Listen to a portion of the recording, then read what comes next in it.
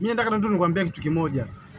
Hata watu ambao unaona ni malaya leo, mwanzo walikuwa ni waaminifu sana. Walikuwa ni waaminifu pita kiasi. Lakini kulingana na watu jinsi walivyokuwa naishi nao mwanzo, mtu anamchukulia poa, akimwona katulia sehemu, anaona kwamba hawezi kupata mtu kama yeye. Wakatumia nafasi zile sasa kuwachiti, kuwafanyia vitu vibaya kwenye mahusiano. Kwa hiyo mwisho siku akaona sasa kwamba huyu kumbe ananiona mimi ndezi, au sio? Anaona mimi ananichukulia poa, au sio? Kwa hiyo mwisho wa siku naye sasa kaanza kulipiza visasi. Kwa so kila ubaya ambao unaoona ulitengenezwa.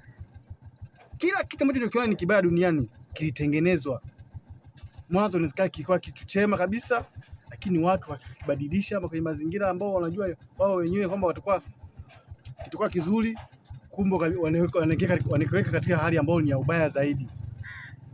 Kwa hiyo usimwone tu mtu mbaya duniani au mtu ni malaya duniani au mtu ana roho mbaya duniani ukafikiri mtu kazaliwa na roho mbaya. Hapana. Kuna wengine hizo roho zimetengenezwa na watu, zimejengwa na watu.